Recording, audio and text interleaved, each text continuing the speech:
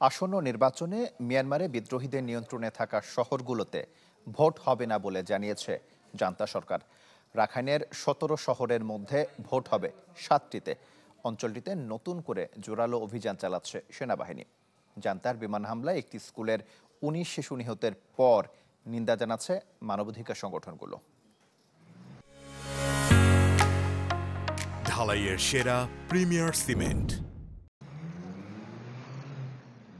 ভয়ঙ্কর এক দুঃস্বপ্নের মধ্য দিয়ে যাচ্ছে মিয়ানমার। এ থেকে পরিত্রাণে আগামী ২৮ ডিসেম্বর নির্বাচন শুরুর কথা থাকলেও দেশ জুড়ে বাড়ছে সহিংসতা। রাজ্যে রাজ্যে জান্তা বাহিনীর সাথে তুমুল লড়াই চলছে বিদ্রোহীদের। আসন্ন নির্বাচনকে ডামি নির্বাচন বলছে বিশ্লেষকদের একটি মহল, কেননা বিদ্রোহী নিয়ন্ত্রিত অঞ্চলগুলোতে হচ্ছে না ভোটাভুটি। জান্তা সরকারের নির্বাচন কমিশন জানিয়েছে বিদ্রোহীদের দখলে থাকা ৬৫ আসনে হবে না কোনো ভোট।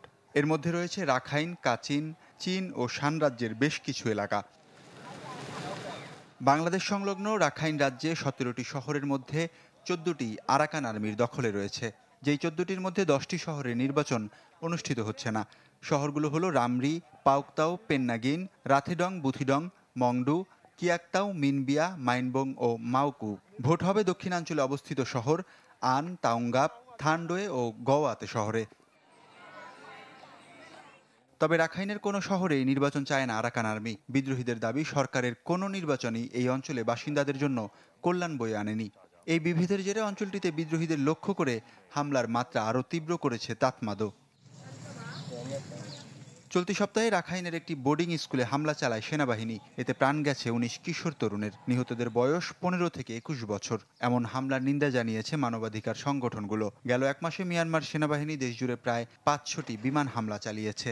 গণতন্ত্রপন্থী ছায়া সরকারের দাবি, এতে প্রাণ গেছে অন্তত ৪০ শিশুর, ক্ষতিগ্রস্ত ১৫টি স্কুল। ওয়ালিউল্লাহ ফারুক, চ্যানেল 24।